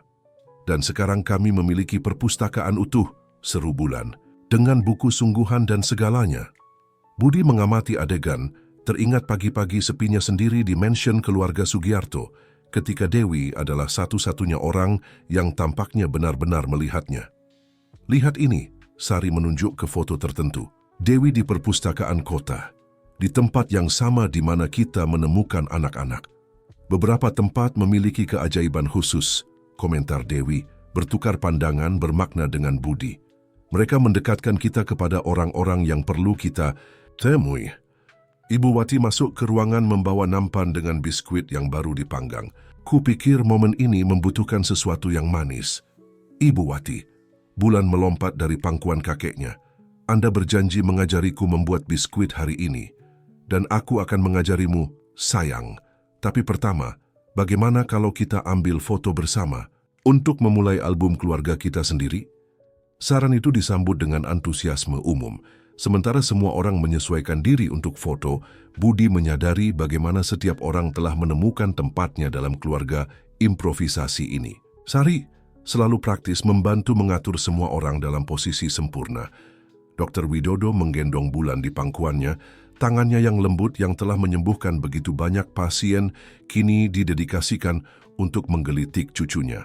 Adi bersandar di bahu ibunya, memegang buku favoritnya. Ibu Wati dengan celemek berbunga tersenyum keibuan kepada semua orang. Dan Dewi bersinar. Tidak hanya karena kesehatan yang pulih, tetapi oleh kegembiraan melihat anak-anaknya aman, dicintai, dikelilingi oleh orang-orang yang akan melindungi mereka dengan biaya apapun. "Tahu tidak?" Bulan berkomentar sementara Ibu Wati menyesuaikan kamera. "Aku pikir aku mengerti mengapa coklat panas itu ajaib." "Benarkah?" tanya Dewi, penasaran. "Kenapa?" "Karena coklat panas menyatukan orang, sama seperti cinta, dan keluarga itu seperti coklat panas, membuat segalanya lebih hangat di dalam. Budi tidak bisa menahan tawa atas analogi itu. Putrimu memiliki kebijaksanaan unik, Dewi. Dia memiliki hati yang terbuka, jawab Dewi. Matanya bertemu dengan matanya, seperti seseorang yang kukenal lama. Foto itu menangkap persis momen itu. Bukan pose buatan, tetapi momen kebahagiaan bersama yang tulus. Bulan tertawa atas leluconnya sendiri. Adi akhirnya santai, Sari dengan senyum yang jarang dia tunjukkan di depan umum. Dr. Widodo dengan mata berair karena bangga. Ibu Wati berseri-seri seolah semua adalah anak-anaknya sendiri. Dan di pusat segalanya, Dewi dan Budi, pandangan mereka terhubung oleh pemahaman mendalam tentang keajaiban yang telah mereka bangun bersama. Sebuah keluarga yang terbentuk bukan karena kewajiban atau darah, tetapi oleh pilihan, oleh cinta, oleh takdir. Sekarang, Bulan menyatakan berlari ke dapur. Siapa yang ingin belajar membuat biskuit ajaib? Peresmian kompleks perumahan keluarga dijadwalkan untuk akhir pekan, bertepatan dengan ulang tahun Bulan. Gadis itu tidak bisa lebih gembira dengan ide pesta yang merayakan bukan hanya 9 tahunnya, tetapi juga awal resmi dari fase baru dalam kehidupan semua orang. Sari telah secara pribadi mengawasi setiap detail renovasi. Gedung lama itu kini menampung 5 apartemen yang terhubung oleh area umum yang nyaman.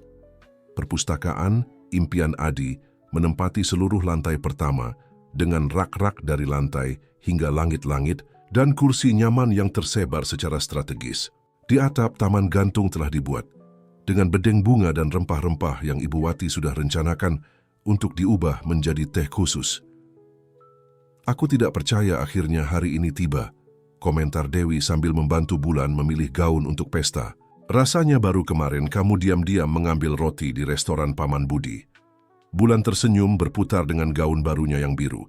Dan sekarang kita punya rumah penuh makanan, dan keluarga, dan cinta. Di sisi lain koridor, Adi membantu Budi mengatur detail terakhir pindahan. Anak laki-laki yang dulunya hampir tidak bisa tidur karena terlalu takut, kini bergerak dengan kepercayaan tenang melalui ruang yang telah menjadi rumahnya. Paman Budi, panggilnya memegang kotak kecil, aku menemukan ini di antara barang-barangmu. Itu adalah foto lama, menguning karena waktu. Di dalamnya Dewi muda tersenyum saat menyajikan kopi kepada Budi remaja di mansion keluarga Sugiarto. Ibumu selalu memiliki bakat itu, komentar Budi, mengambil foto dengan hati-hati, untuk membuat tempat manapun terasa seperti rumah. Seperti kamu, Adi menjawab dengan sederhana. Kamu juga mengubah segalanya. Suara tawa dari teras menarik perhatian mereka. Dr. Widodo telah tiba lebih awal, membawa bukan hanya hadiah untuk Bulan, tetapi juga kejutan untuk semua orang. Dokumen resmi dari pengadilan. Hak asuh bersama telah disetujui. Dia mengumumkan begitu Dewi dan Bulan bergabung dengan mereka. Secara resmi kita semua bertanggung jawab atas anak-anak yang luar biasa ini. Sari, yang baru saja tiba membawa lebih banyak tas dekorasi, tidak bisa menahan air mata. Akhirnya kita bisa mengatakan bahwa keluarga ini lengkap, secara hukum dan dalam segala hal lainnya. Bulan berlari untuk memeluk setiap orang yang hadir, antusiasmenya menular. Sekarang semua orang punya kertas yang mengatakan bahwa kita adalah keluarga, meskipun kita sudah tahu dalam hati. Ibu Wati muncul dengan nampan biskuit terkenalnya, dan untuk merayakan, aku membuat resep khusus yang Bulan bantu ciptakan. Biskuit cinta, seru gadis itu. Karena ada sepotong kecil hati setiap orang. Adi mengambil biskuit, tersenyum mengenali bentuknya.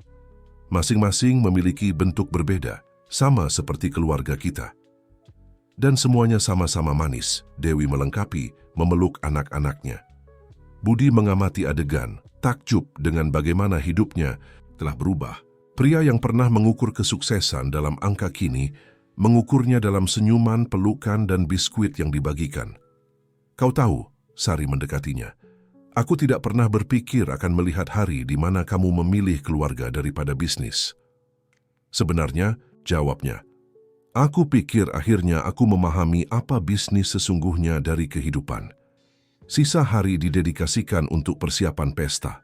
Bulan bersikeras membantu dengan setiap detail, terutama dalam dekorasi perpustakaan yang dia anggap sebagai jantung rumah baru.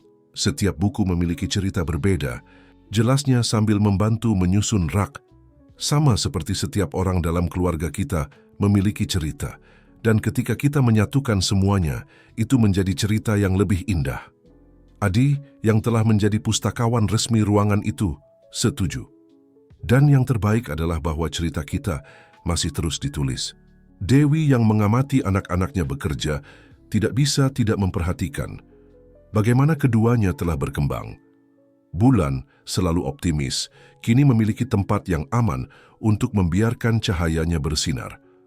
Adi, yang sebelumnya dipaksa tumbuh terlalu cepat, akhirnya bisa menjadi anak-anak lagi.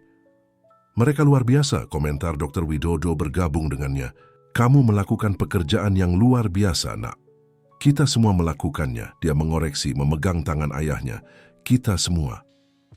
Budi, yang telah naik ke teras untuk inspeksi terakhir, menemukan kejutan yang menunggunya. Ibu Wati telah mengatur pameran foto kecil di sepanjang taman, mendokumentasikan perjalanan keluarga sejak pertemuan pertama hingga saat ini. Foto pertama menunjukkan Bulan mengambil roti di restoran. Yang terakhir, diambil pagi itu, menunjukkan seluruh keluarga berkumpul untuk sarapan. Di antaranya, puluhan momen yang ditangkap. Adi membaca untuk adiknya, Sari mengajari Bulan menggunakan sepatu hak tinggi, Dr. Widodo memeriksa cucu-cucunya, Dewi tertawa selama perang bantal. Luar biasa bagaimana hidup berubah, bukan? Suara Dewi mengejutkannya. Budi berbalik, menemukannya berdiri di sana, cantik, dalam gaun sederhananya. Rambutnya tergerai membingkai wajahnya. Kamu selalu tahu ini akan terjadi. Tidak, dia tersenyum, mendekat, tapi aku selalu memiliki harapan. Harapan bahwa anak laki-laki yang aku kenal, yang memiliki begitu banyak cinta untuk diberikan, suatu hari akan menemukan jalannya kembali ke rumah. Pesta ulang tahun Bulan berubah menjadi perayaan keluarga yang sesungguhnya. Teras dihiasi dengan lampu lembut dan bunga warna-warni, dan meja makanan manis yang diatur oleh Ibu Wati menampilkan koleksi camilan yang mengesankan, termasuk menara biskuit cinta yang terkenal. Anak-anak dari sekolah Bulan memenuhi ruang dengan tawa dan permainan, sementara orang dewasa berbicara dalam kelompok kecil. Semuanya kagum dengan transformasi gedung lama. Ibu Rahayu yang telah diundang secara khusus tidak bisa menyembunyikan senyum kepuasannya melihat hasil dari seluruh proses yang dia ikuti sejak awal. Luar biasa, komentarnya kepada Sari, bagaimana terkadang cerita-cerita paling sulit memiliki akhir paling indah. Bulan berlari ke sana-sini, dengan bangga memperkenalkan setiap anggota keluarganya kepada teman-temannya. Ini kakekku, dia dokter dan tahu cara memperbaiki orang. Dan ini Bibi Sari, dia orang paling pintar di dunia. Dan itu Paman Budi, dia memiliki hati terbesar yang ada. Adi lebih pendiam tetapi sama bahagianya telah mengatur sesi mendongeng di perpustakaan. Sekelompok anak duduk di bantal berwarna-warni sementara dia membaca. Suaranya yang jelas dan percaya diri menggema di ruangan. Dia memiliki bakat alami, Dewi mengamati, bersandar di kusen pintu di samping Budi. Sama seperti kamu untuk bisnis. Bedanya, Budi menjawab, dia menemukan hasratnya jauh lebih awal dariku. Momen kue sangat mengharukan. Bulan bersikeras agar semua orang menyanyikan selamat ulang tahun 2 kali. Satu untuk ulang tahunnya dan satu lagi untuk merayakan keluarga. Karena keluarga juga pantas mendapat selamat. Dia menyatakan dengan logika kekanak-kanakan yang tak terbantahkan. Ketika malam mulai turun dan para tamu mulai pergi, keluarga berkumpul di ruang bersama kompleks baru.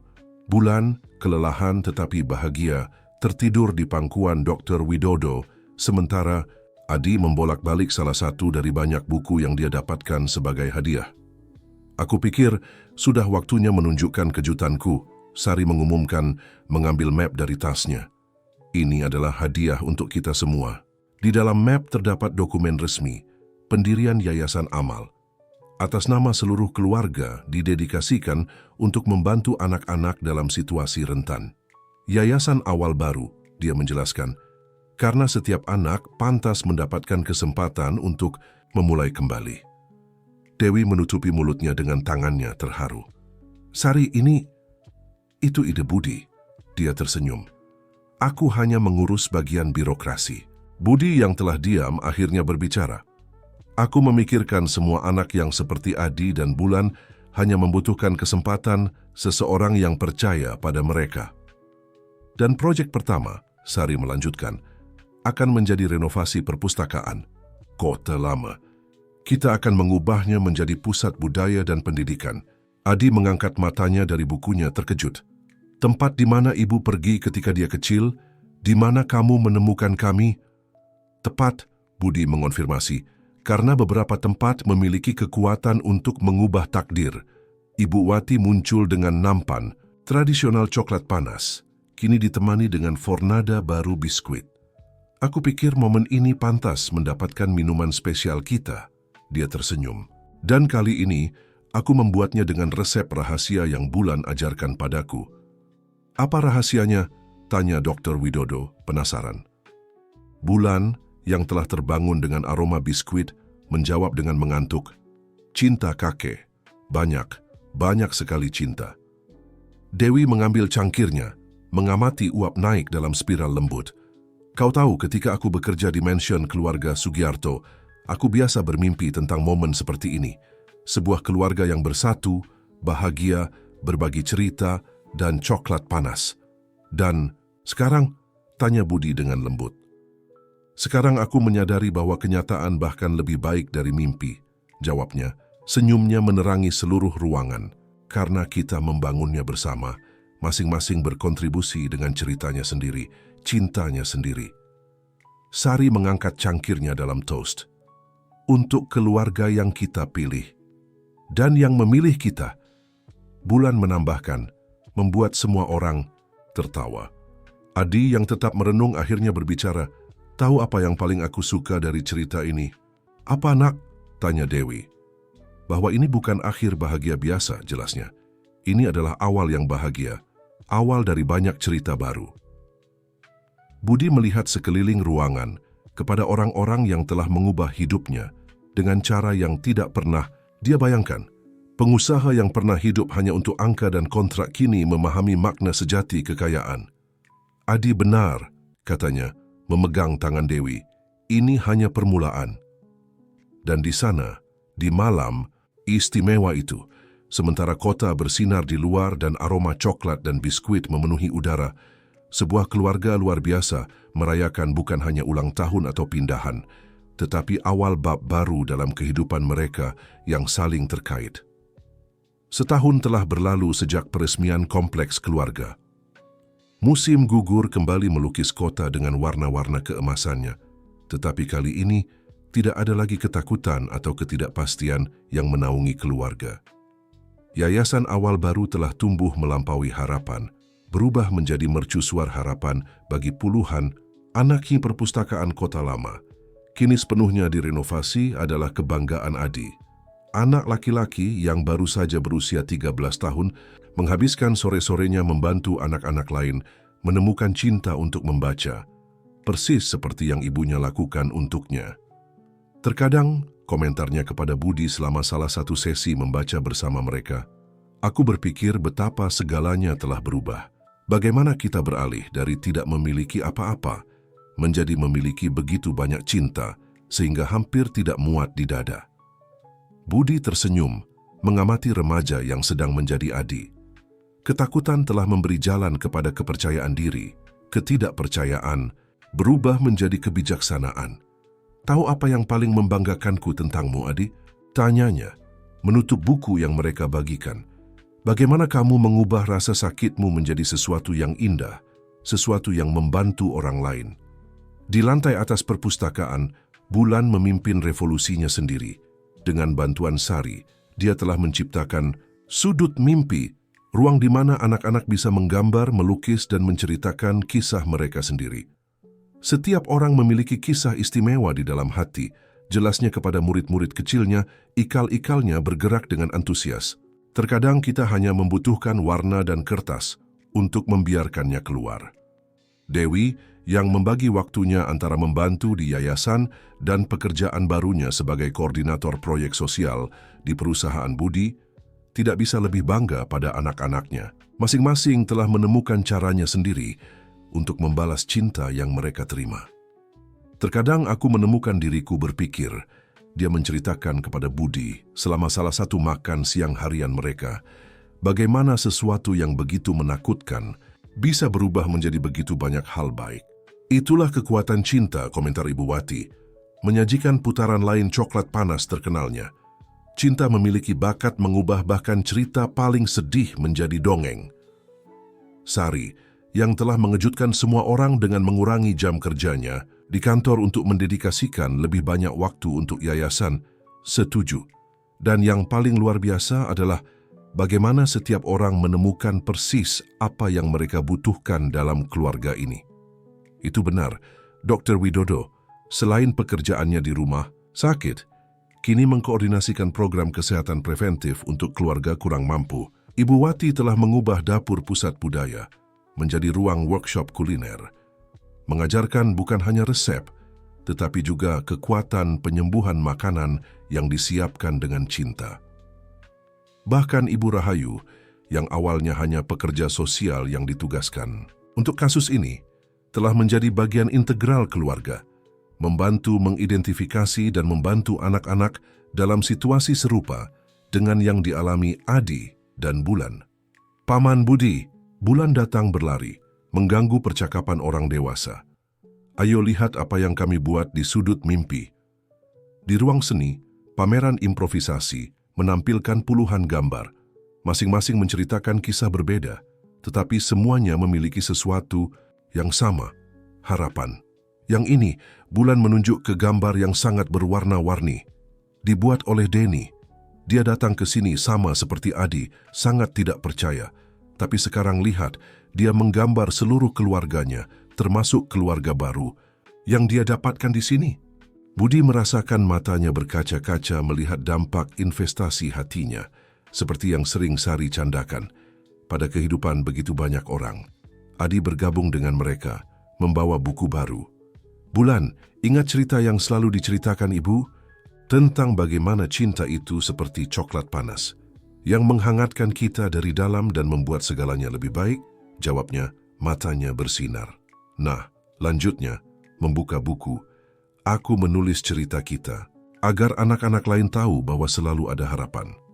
Dewi yang telah mendekat diam-diam, mengambil buku dari tangan putranya, disampul dalam huruf emas tertulis, Si Pengemis dan Jutawan, Kisah Cinta Keluarga. Adik, bisiknya, terharu. Ada sedikit dari semua orang di sini, jelasnya. Coklat Panas Ibu Wati, cerita kakek, nasihat Bibi Sari, gambar-gambar Bulan, dan terutama ada cinta yang mengubah semua kehidupan kita. Budi memeluk anak laki-laki itu, merasakan kebanggaan yang melampaui hubungan darah apapun. Kamu telah menjadi pencerita sejati. Aku belajar dari yang terbaik, Adi tersenyum. Lagi pula keluarga kita terbuat dari cerita-cerita yang bertemu. Bulan mengambil buku, membalik halaman dengan hormat. Bolehkah aku membacakannya untuk anak-anak hari ini? Tolong? Tentu saja, jawab Dewi. Tapi pertama, bagaimana kalau kita memanggil semua orang untuk coklat panas istimewa? Bagaimanapun, hari ini adalah hari perayaan. Sementara anak-anak berlari untuk mengumpulkan semua orang di dapur, Budi memegang tangan Dewi. Kamu selalu tahu, bukan? Bahwa semuanya akan berakhir baik? Dia tersenyum, senyum yang sama, yang telah menghangatkan hatinya bertahun-tahun. Lalu dimention keluarga Sugiarto. Aku tidak tahu, tapi aku selalu percaya pada kekuatan cinta. Dan lihat apa yang dilakukannya. Mengubah seorang jutawan kesepian dan pengemis kecil menjadi keluarga yang terus bertumbuh. Matahari terbenam di atas kota, melukis langit dengan nuansa merah muda dan keemasan, sementara keluarga berkumpul untuk satu lagi perayaan akhir pekan tradisional mereka. Teras kompleks keluarga kini menjadi taman gantung yang sesungguhnya berkat perawatan Ibu Wati dan Bulan yang berdedikasi, dihiasi dengan lampu-lampu lembut yang berkilau seperti bintang-bintang duniawi. Adi menyelesaikan membaca bab terakhir bukunya untuk penonton yang penuh perhatian. Anak-anak dari pusat budaya, staf yayasan, dan tentu saja seluruh keluarga mendengarkan dalam keheningan penuh hormat cerita yang semua orang di sana kenal dengan baik, tetapi yang tidak pernah bosan untuk didengar. Dan begitulah, dia membaca, suaranya jelas dan percaya diri. Kami menemukan bahwa keluarga bukan hanya siapa yang berbagi darah kita, tetapi siapa yang berbagi hati kita. Merekalah yang menyajikan coklat panas pada hari-hari dingin, yang menceritakan kisah ketika kita takut, yang percaya pada kita bahkan ketika kita sendiri tidak percaya. Bulan duduk di kaki kakaknya, menyerap setiap kata seolah itu pertama kalinya. Sari selalu terkendali, secara diskret menghapus air mata. Dr. Widodo tersenyum, lengannya yang protektif melingkari Dewi, yang bersinar dengan bangga. Karena pada akhirnya, Adi melanjutkan, keajaiban sejati bukanlah bahwa kami telah menemukan rumah, tetapi bahwa kami telah menemukan satu sama lain. Dan jika kamu membaca cerita ini, ketahuilah bahwa ada juga tempat untuk kamu, hati yang siap menerimamu, secangkir coklat panas yang menunggu untuk menghangatkan jiwamu. Ketika dia menutup buku, keheningan dipecahkan oleh tepuk tangan antusias. Ibu Wati muncul dengan nampan tradisional coklat panas dan biskuit. Kini dibantu oleh beberapa anak yang berpartisipasi dalam workshop kuliner. Kau tahu, Ibu Rahayu berkomentar kepada Budi sambil menerima cangkirnya. Ketika aku menerima kasus ini, aku tidak pernah membayangkan bahwa aku akan menyaksikan kelahiran sesuatu yang begitu luar biasa. Budi mengamati pemandangan di depannya. Bulan mengajari anak-anak lain membuat gambar di biskuit dengan lapisan berwarna. Adi menandatangani salinan bukunya untuk teman-teman. Sari mendiskusikan proyek berikutnya yayasan dengan energi yang tidak pernah dia tunjukkan dalam kasus korporat. Terkadang, jawabnya, harta karun terbesar tersembunyi di tempat-tempat yang paling tidak terduga. Hanya butuh seorang pengemis, kecil dengan keberanian cukup untuk memanggilku ayah agar seluruh duniaku berubah. Dewi mendekati mereka, senyumnya secerah saat dia bangun di rumah sakit. Dan terkadang kita perlu benar-benar tersesat untuk menemukan jalan kita yang sejati. Pulang ke rumah, Bulan berlari ke arah mereka, tangannya tertutup coklat. Ibu, Paman Budi, ayo lihat, kami membuat biskuit berbentuk buku untuk Adi. Dan bukankah mereka cantik? Ibu Wati tertawa, menunjukkan nampan biskuit yang dihias, hampir terlalu cantik untuk dimakan.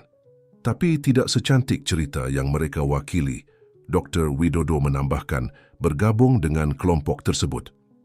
Adi, yang telah selesai menandatangani buku terakhir, berdiri untuk membuat pengumuman. Aku ingin berterima kasih kepada semua orang karena hadir hari ini, tapi terutama aku ingin berterima kasih kepada keluargaku. Tidak hanya karena memberiku rumah, tetapi karena mengajariku bahwa cinta itu seperti cerita tanpa akhir. Selalu ada lebih banyak halaman untuk ditulis, lebih banyak bab untuk dijalani. Sari mengangkat cangkirnya dalam toast. Untuk keluarga yang kita pilih dan untuk cerita-cerita yang memilih kita. Bulan menambahkan, membuat semua orang tertawa. Matahari telah benar-benar terbenam sekarang, tetapi teras bersinar dengan cahayanya sendiri. Cahaya cinta, keluarga, cerita yang dibagikan. Bintang-bintang mulai menghiasi langit seperti saksi. Diambab lain dari kisah luar biasa ini. Budi melihat Dewi, anak-anak, setiap orang yang kini menjadi bagian dari keluarganya dan merasakan hatinya meluap.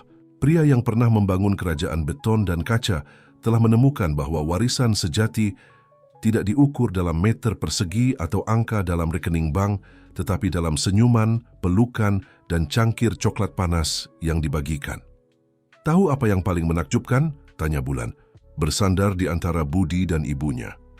Cerita kita tidak akan pernah berakhir, karena setiap kali seseorang membaca buku Adi, atau mengunjungi perpustakaan kita, atau mendapatkan pelukan di yayasan, keluarga kita tumbuh sedikit lebih besar. Dan dia benar, karena beberapa cerita begitu istimewa sehingga terus hidup dalam hati orang-orang, menginspirasi awal baru, cinta baru, keluarga baru, seperti gema harapan yang bergema sepanjang waktu, mengingatkan semua orang bahwa cinta, seperti coklat panas Ibu Wati, memiliki kekuatan ajaib untuk menghangatkan bahkan hati paling dingin dan mengubah orang asing menjadi keluarga.